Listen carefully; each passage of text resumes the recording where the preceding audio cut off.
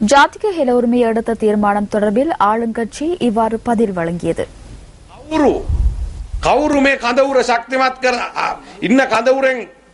பலமாக உள்ள இந்த முகாமில் இருந்து நீங்கி வேறு தரப்பினரை பலப்படுத்த செல்லும் தலைமை தேரர்களிடம் ஒரு விடயத்தை கேட்க விரும்புகிறேன். இந்த கேள்வியை நாம் அவர்களிடம் நேரடியாக கேட்கிறோம். மஹிந்த ராஜபக்ச வேண்டாம் என்று கூறினால் யாரை கொண்டு வரப் போகிறீர்கள்? இந்த கேள்வியை நாம் தேசிய சக்தியரிடம் கேட்கிறோம்.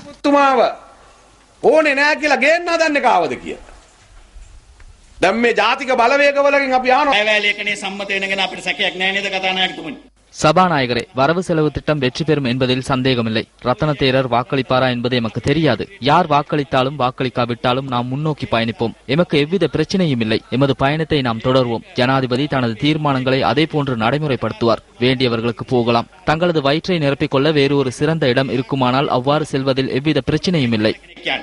තමන්ගේ බඩ වඩා ගන්න තවත් හොඳ තැනක් තියෙනවා නම් එතෙන්ට යන්න. ඒක ඇති ප්‍රශ්නයක් නෑ.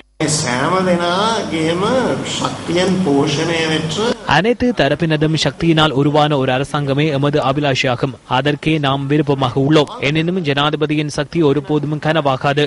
அவருடைய குணாதிசயம் மற்றும் அவர் நாட்டுக்கு ஆற்றிய சேவைகள் மற்றும் எதிர்கால எதிர்பார்ப்புகள் தொடர்பில் மக்கள் தெளிவான நிலைப்பாட்டில் உள்ளனர். எனவே அதில் அசைவு ஏற்படும் என நாம் நம்பவில்லை.